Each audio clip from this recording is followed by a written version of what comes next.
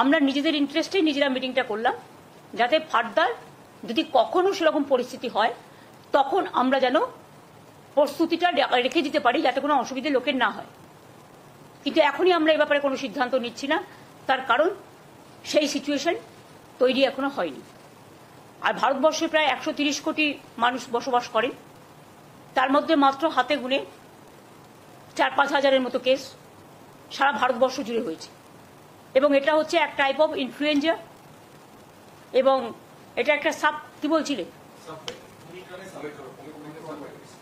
Omicron virus. এটা আমি যোগীকে বলবো একটু এক্সপ্লেন করে দিতে 2 মিনিট।